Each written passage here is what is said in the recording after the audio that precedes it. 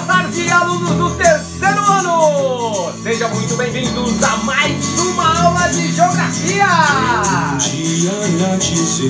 Existe razão nas coisas feitas pelo coração. É isso aí, hoje estamos com o jogo Conhecimento é Poder e as questões do Enem. Prepare-se! Vamos lá então para a página 27 começar as questões do Enem. A gente vai fazer um jogo, hein? E você vai assinalar as que você acertou e as que você errou. E no final você pode ganhar o jogo Conhecimento é Poder!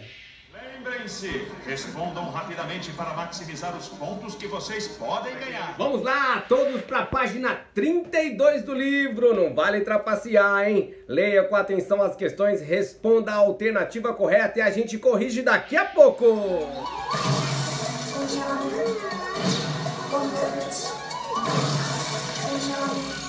Lá vem a pergunta. É isso aí, a primeira questão então é um poema baseado no poema aí do Frei Nóbrega. Vou ler esse poema como um índio e aí daqui a pouco a gente volta para ler a questão e ver qual é a alternativa correta. Questão 1, Enem, a chegada. Sou Pataxó, sou Chavante Cariri, Yanomami sou Tupi, Guarani sou Carajá. Sou Pacaruru, Carijó Tupinagé, sou Potiguar, sou Caeté, Funiô Tupinambá. Eu atraquei num porto muito seguro, céu azul, paz e ar puro, botei as pernas pro ar. Logo sonhei que estava no paraíso, onde nem era preciso dormir para sonhar. Mas de repente, me acordei com a surpresa, uma esquadra portuguesa veio na praia atracar. Da granal, um branco de barba escura, vestindo uma armadura, me apontou para me pegar. E assustado, dei um pulo da rede, pressenti a fome e a sede, eu pensei, vão me acabar. Levantei-me, de borduna já na mão, aí senti no coração, o Brasil vai começar. E o Brasil começou. A princípio, fazendo amizades com os índios. Depois, escravizando-os, pegando as suas mulheres, expulsando-os do litoral. A letra da canção apresenta um tema recorrente na história da colonização brasileira, as relações de poder entre portugueses e povos indígenas, e representa uma crítica à ideia presente no chamado mito do encontro que identifica a colonização portuguesa como pacífica em função das relações de troca estabelecidas nos primeiros contatos entre portugueses e nativos. Alternativa certa, alternativa E! Você colocou a alternativa E? Acertou! Parabéns! Maravilha, vamos continuar? É isso aí, tá marcando? Marque aí direitinho, hein? Você já acertou ou errou uma questão, mas você vai ter outras chances. Vamos ver quem no final dessa aula vai ter o troféu do Conhecimento é Poder. Vamos lá? Vamos à questão de número 2. Questões do Enem, acompanha a leitura comigo. As secas e o apelo econômico da borracha, produto que no final do século XIX alcançava preços altos nos mercados internacionais, motivaram a movimentação de massas humanas oriundas do Nordeste do Brasil para o Acre. Entretanto, até o início do século XX, essa região pertencia à Bolívia, embora a maioria da sua população fosse brasileira e não obedecesse à autoridade boliviana. Para reagir à presença de brasileiros, o governo de La Paz negociou o arrendamento da região a uma entidade internacional, o Bolivian Syndicate, iniciando violentas disputas dos dois lados da fronteira. O conflito só terminou em 1903 com a assinatura do Tratado de Petrópolis, pelo qual o Brasil comprou o território por 2 milhões de libras esterlinas. Veja bem então, o Acre pertencia à Bolívia até 1903. E aí depois então o Brasil comprou o Acre. O Acre na época era importante para o Brasil porque era um estado que possuía muitas seringueiras. E nesse começo do século XX o Brasil era um dos grandes exportadores de borracha, do látex, que vem das borrachas que são extraídos das seringueiras. Tá ok? Então, com esse comentário aí, leitura desse texto, gostaria que você respondesse o seguinte: compreendendo o contexto em que ocorreram os fatos apresentados, o Acre tornou-se parte do território nacional brasileiro, alternativa devido à crescente imigração de brasileiros que exploravam os seringais. Alternativa C. Você acertou? Parabéns! Alternativa C. Lembrando que se você colocou uma outra alternativa e não concorda com essa que eu te falei, entra lá no meu plantão de dúvidas, coloque aí nos comentários qual é a alternativa que você colocou e por que ela não está certa. Eu terei o prazer de dar um retorno para você. Tá ok? Chegou a hora dos jogos de poder. Excelente, excelente! Legal, nenhum arranhão.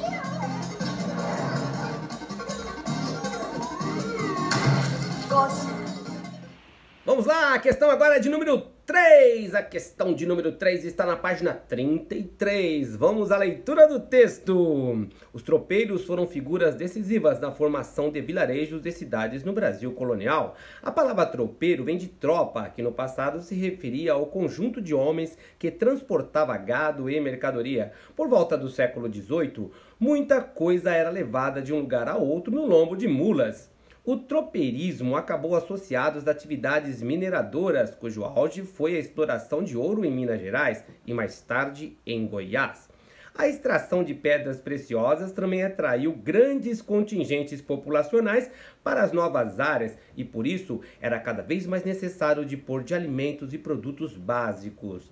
A alimentação dos tropeiros era constituída por toucinho, feijão preto, farinha, pimenta do reino, café, fubá e coité. Um molho de vinagre com fruto cáustico espremido.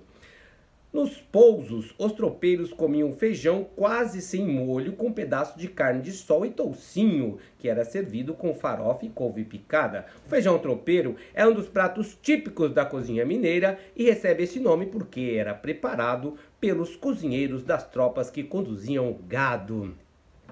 Deu até fome, hein? Não é à toa que a Minas Gerais é o estado que tem a comida mais gostosa, né? Você que não foi a Minas Gerais, vá a Minas Gerais e se farte, não só de feijão tropeiro, mas de outros pratos deliciosos que só em Minas Gerais você encontra. Bom, os tropeiros então, o que eles transportavam? Era do ramo de transportes, nesta época aí do Brasil colonial, nessa época que o ouro era era o ciclo do ouro que nós estávamos vivendo, esse ciclo do ouro em Minas Gerais, né? Então eles tratavam dessa alimentação aí. Aí eu pergunto para vocês, a criação do feijão tropeiro na culinária brasileira está relacionada ao quê? Está relacionada, então, à atividade mercantil exercida pelos homens que transportavam gado e mercadorias. Alternativa C. Aí acertou, parabéns! Como que estamos? 3 perguntas, quantas você acertou?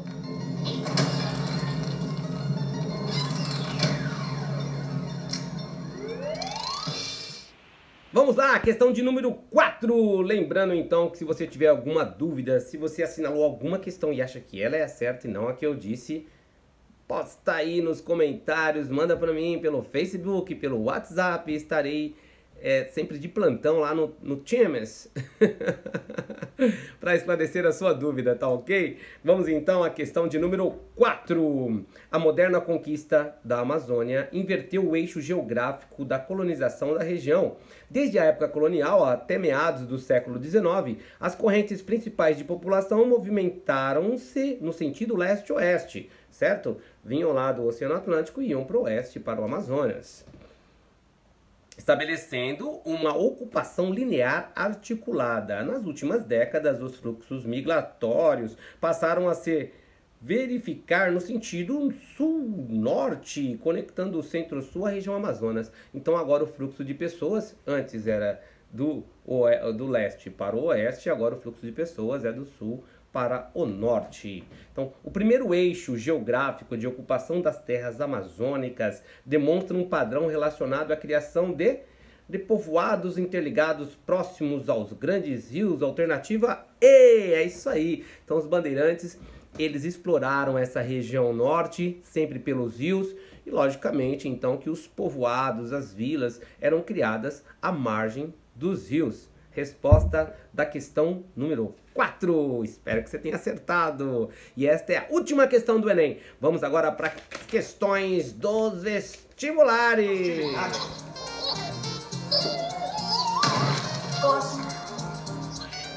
É isso aí, vamos ao teste de vestibular. Questão 1.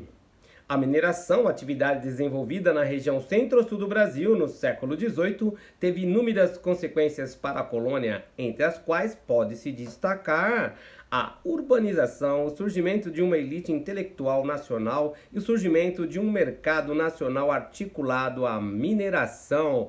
É isso aí, você colocou a alternativa C, está totalmente correto. É isso aí. Então, na época do ouro, na época aí das minerações, né, de 1700 para frente, Minas Gerais se destacou muito na extração de ouro. Eu estive em Minas Gerais há uns anos atrás e aí se construiu, o dinheiro da cidade se construiu muitas igrejas, né, tinham muitas famílias ricas, abastadas. Tem até uma igreja lá do Chico Rei, de um escravo que comprou a sua liberdade, comprou a liberdade de outros escravos também, e ganhou o direito de desfilar pelas ruas como o rei dos escravos, o Chico Rei. Tem uma igreja lá, muito legal isso. Mas o fato é que o ouro, ele deu condições para que Minas Gerais, Ouro Preto, se urbanizasse, né? E o comércio ficou intenso aí, porque aí estava a grana, né? Então, do Rio de Janeiro para Minas Gerais é um fluxo constante de mercadorias. Maravilha! Vamos continuar? Vamos lá, questão 2, questão de vestibular, página 34. Acompanhe a leitura comigo. Todas as alternativas apresentam informações corretas sobre as diferentes formas usadas para expressar a posição geográfica do Brasil, exceto a posição subtropical é desvalorizada por ser considerada a fonte de vários problemas nacionais, ao dotar o país de climas desfavoráveis às atividades econômicas. Não, o nosso país não tem um clima desfavorável a atividades econômicas, né? Desenvolvemos aí várias atividades econômicas, o agronegócio no Brasil é muito forte, o clima tropical nunca... Sim, já foi. Na época do Brasil colonial, eles reclamavam muito aí do clima tropical, da bicharada toda que tem aqui. Mas, atualmente, o clima tropical não tem sido barreiras para o Brasil desenvolver a sua economia no campo. Tá ok? Então, a alternativa certa seria a E. Vamos à próxima questão? Chegou a hora dos jogos de poder. Excelente, excelente! Questão número 3, é isso aí, página 34. Considerando-se sua localização e sua dimensão, é incorreto afirmar que o território brasileiro é caracterizado por pequena variação latitudinal, responsável pela reduzida amplitude térmica anual registrada no país, típica de espaços intertropicais. É caracterizado por pequena variação latitudinal. Então a latitude ela é medida a partir da linha do Equador, para cima ou para baixo. Então nós temos uma variedade intensa de latitudes no Brasil. Inclusive nós temos territórios como Amapá e parte de Roraima que estão acima da linha do Equador. Os demais estão abaixo, ultrapassa lá o Trópico do Capricórnio, vai um pouquinho mais ao sul, então nós temos uma variedade. Nós não temos aí então, como se diz, uma pequena variação. Tá certo? Alternativa correta, alternativa A. E aí, tá acertando? Vamos para a próxima questão? É isso aí, a próxima questão ainda está na página 34.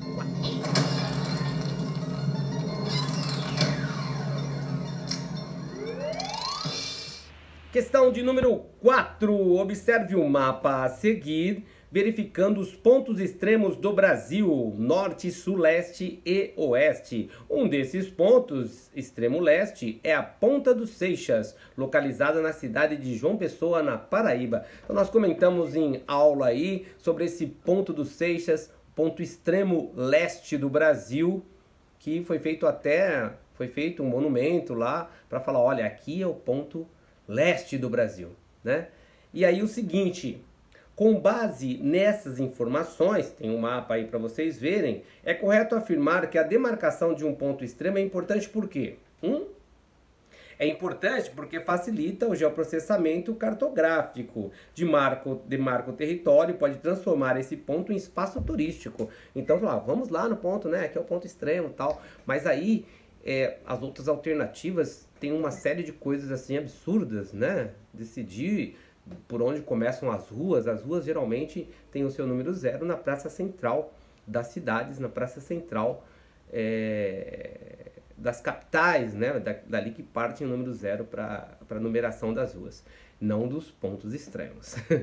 Tá ok? E aí, tá indo bem? Vamos continuar? Vamos à leitura então da questão de número 5. A formação do território brasileiro no período colonial resultou de vários movimentos expansionistas e foi consolidada por tratados no século XVIII. Assinale a opção que relaciona corretamente os movimentos de expansão com um dos tratados de limites. E aí eu estava pesquisando aí esses tratados todos que aparecem nas alternativas e todos esses tratados de fato existiram, né? Mas eram tratados que não vão de encontro à formação do Brasil aí, a formação do Brasil como nós conhecemos hoje. São tratados importantes, mas que às vezes tratam até de coisas externas ao Brasil. A alternativa correta seria a alternativa C, o Tratado de Madrid, que revogou o de Tordesilhas e deu ao território brasileiro conformação semelhante à atual. Isso também nós já tínhamos visto em sala de aula. Nós vimos que o Brasil, então, até 1750, ele era Tratado de Tordesilhas, né? Ele ia lá do Belém até Santa Catarina, era só essa parte leste que pertencia ao Brasil. A partir de 1750, devido aos bandeirantes terem invadido, passado esta linha imaginária aí, nós tivemos então com o Tratado de Madrid o estabelecimento do território do Brasil mais ou menos como ele é hoje. Tá ok? Vamos à próxima questão? Ok, vamos lá então, continuando a nossa correção agora, a questão de número 6. Em 1534, o governo português concluiu que a única forma de ocupação do Brasil seria através da colonização. Era necessário colonizar simultaneamente todo o extenso território brasileiro. E como colonizar todo o território brasileiro? Então eles criaram as capitanias hereditárias, é isso aí, dividiram lá o Brasil em capitanias e essas capitanias hereditárias eram dadas aí para nobres portugueses que vinham para cá desenvolver o plantio da cana-de-açúcar, Casa Grande Senzala. Estou lendo aí do Gilberto Freire, que traz uma série de detalhes desse período, né? As outras alternativas, sesmarias, elas também era uma prática exercida nesse período, que era de doar terras para que as pessoas produzissem, terras virgens, né? Para as pessoas, era o sistema de sesmarias. E aí tinha a montagem do sistema colonial também. A montagem do sistema colonial seria apenas um lugar para atracar os barcos, né? E desenvolver algum tipo de comércio. Isso era feito na África. Então as outras alternativas têm um fundinho de verdade, mas a alternativa certa era a alternativa C, capitanias hereditárias, ok? Acertou? É isso aí, nós falamos disso também em sala de aula.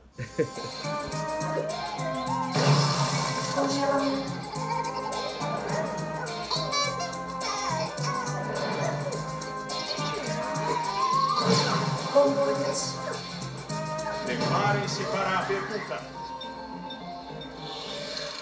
Vamos então à questão de número 7. Assinale a opção que caracteriza a economia colonial estruturada como desdobramento da expansão mercantil europeia da época moderna. Então, a lavoura de produtos tropicais e atividades extrativas foram organizadas para atender aos interesses da política mercantilista europeia. Alternativa C, né? Então essa daí tem umas coisas absurdas, como setores de subsistência, né? Na época do Brasil colônia, pouco se ligava para as pessoas, o que elas iriam comer, se era saudável, se tinha um acompanhamento, se tinha todos os nutrientes, todas as proteínas necessárias, não se ligava para essas coisas, né? Os donos das casas grandes, eles importavam até frutas, e as frutas vinham, lógico, desidratadas, né? Era difícil você ter legumes e verduras e frutas frescos, porque não se plantava isso, não interessava isso. Então a alimentação dos escravos e até mesmo dos senhores das casas grandes, das pessoas, eram bem precárias, né? Eles tinham bastante doenças, muitas dores de estômagos ligadas a essa alimentação precária. Então eles estavam nem aí para a cultura de subsistência, coisa que melhorou depois com a libertação dos escravos em Minas Gerais, que depois fez grandes pratos pra gente, né? Os africanos tinham uma preocupação maior aí com esse tempero, tinha uma preocupação maior em se alimentar bem. Ok? Vamos para a próxima questão? Certo, não há tempo a perder. Aqui está. O que é isto? Parece que estamos indo para outro lugar totalmente diferente.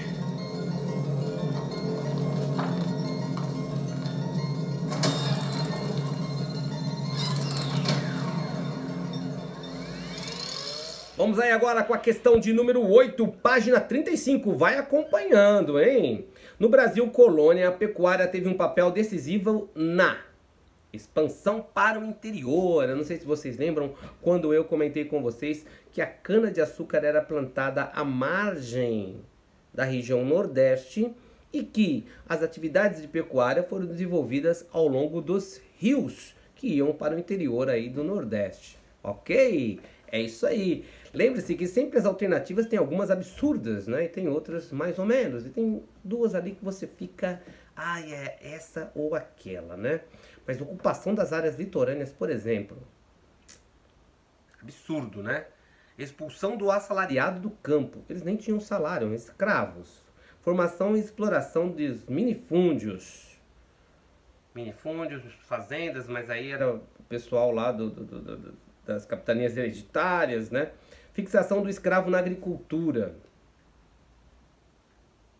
Então, assim, a pecuária teve um papel importante na expansão para o interior, né? As outras alternativas chegam a ser bem absurdas. Tá ok? Vamos à próxima questão?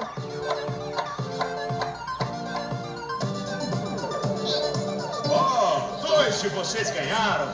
Ótimo trabalho para os dois. É isso aí, vamos lá então à questão de número 9. Lendo a questão. A ocupação do território brasileiro, restrita no século XVI ao litoral e associada à lavoura de produtos tropicais, estendeu-se ao interior durante os séculos XVII e XVIII, ligada à exploração de novas atividades econômicas e aos interesses políticos de Portugal em definir as fronteiras da colônia. As afirmações abaixo relacionam as regiões ocupadas a partir do século XVII às suas atividades dominantes.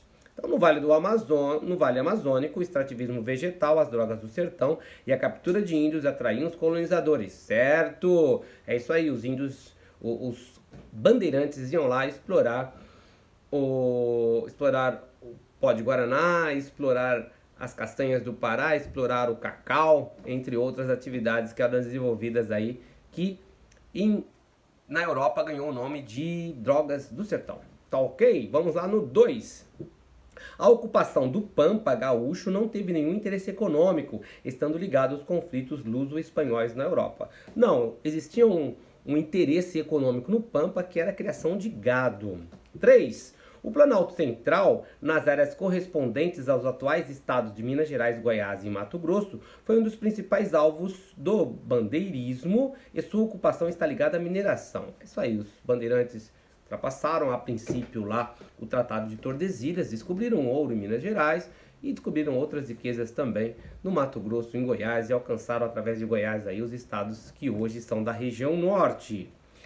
A zona cioneira no sul do Brasil representava um obstáculo tanto aos colonos interessados na escravidão dos indígenas, quanto a Portugal, dificultando a embarcação das fronteiras. Os missionários lá, eles tentavam levar então a palavra de Deus aos índios, mas isso não era bom para as pessoas do sul que tinham no índio uma fonte de renda, porque eles escravizavam e vendiam. Também as missões atrapalhavam lá a demarcação definitiva do território, os territórios brasileiros e territórios portugueses. Então tá certa isso aí também. A alternativa 4 aí tá ok, está certa. Vamos a 5. O sertão nordestino, primeira área interior ocupada no processo de colonização, foi um prolongamento da lavoura canavieira, fornecendo novas terras e mão de obra para a expansão da lavoura. Não, porque a cana-de-açúcar ela só é plantada na zona da mata, numa faixa que fica mais próxima ao litoral. O Nordeste é dividido em 4 faixas. Temos a zona da mata, o agreste, o sertão e o meio norte. Então, cana-de-açúcar é só nessa primeira faixa. Não tem como, então, essa cana-de-açúcar ela se expandir para essas outras faixas climáticas, né? Que tem biomas diferentes aí do Nordeste, certo? Porque a cana-de-açúcar se dá bem só lá no solo e com as chuvas da zona da mata. É isso aí. Vamos à próxima questão? Vamos lá então, a questão de número 10 da FUVEST. É isso aí, o texto é meio arcaico, mas vamos que vamos. Se o açúcar do Brasil o tem dado a conhecer a todos os reinos e províncias da Europa, o tabaco tem feito muito afamado em todas as 4 partes do mundo, em as quais hoje tanto se deseja e com tantas diligências e por qualquer via se procura. Há pouco mais de 100 anos que esta folha se começou a plantar e beneficiar na Bahia.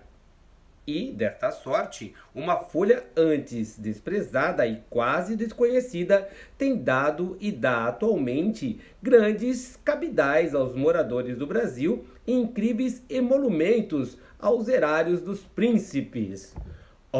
Trocando em miúdos, então, nós tivemos o fumo, a plantação de fumo na Bahia, uma grande fonte de renda para o Brasil.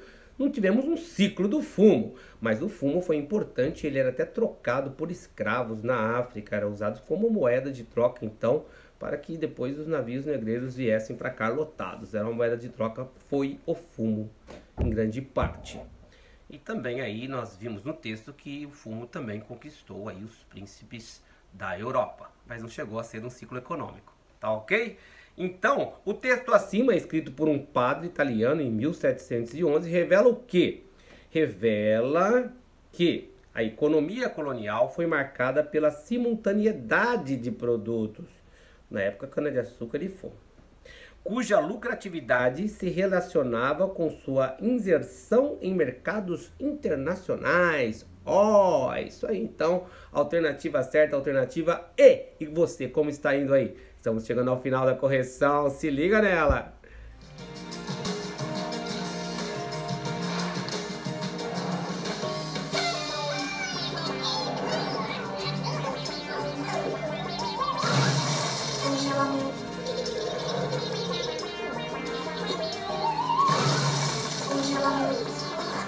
Aqui vai a pergunta. Questão de número 11. Quanto à formação do território brasileiro, podemos afirmar que a mineração no século XVIII foi importante na integração do território devido à relação com o sul, provedor de charque e mulas, e com o Rio de Janeiro, por onde escoava o ouro. É isso aí então, gente. Devido à mineração em Minas Gerais, vocês sabem que Minas Gerais não tem praia, então todo o ouro que era extraído de Minas Gerais escoava aí pelo Rio de Janeiro, certo? E aí o sul começou também a fazer essa ligação. Rio Grande do Sul passou a vender o charque, a carne, né, para as nossas regiões aqui, e aí provendo o que faltava nessas regiões, o que eu falei na outra pergunta, que nos faltava muita proteína, se comia pouquíssima carne no Brasil colonial, ok? Até hoje se come pouca carne, 40 conto o quilo. É É isso aí, chegamos à última questão. E você, como está? Quantas acertou? Está indo bem? Quem sabe, hein? Você não vai ser aí o grande vencedor do Conhecimento é Poder. Vamos à questão de número 12. Assinale a alternativa que apresenta modificações corretas na divisão político-administrativa do Brasil, com a vigência da Constituição de 1988. A criação dos estados de Roraima e Amapá e o aumento da extensão territorial da região norte, decorrente da criação do estado de Tocantins, desmembrado de Goiás. Alternativa certa, então, alternativa B. Parabéns para você que acertou aí mais da metade das questões, para você que acertou todas as questões, para você que colou todas as questões do seu amiguinho, né, através do WhatsApp, para você que pesquisou na internet as questões, para você que nem fez as questões, mas teve que acompanhar aí a minha teleaula, né, e teve para pegar as questões corretas que serão conferidas quando voltarmos à aula, ok? É isso aí, gente. Foi um prazer ficar aqui mais uma vez, gravar essa aula para vocês. É sempre um prazer. Eu faço com o maior carinho, com a maior atenção. Espero que vocês tenham gostado. Até a próxima aula de Geografia. Revoar! Daqui a pouco eu volto então para falar sobre a atividade da semana que vem. Tchau! Senhoras e senhores, moças e rapazes, alguém conseguiu a vitória!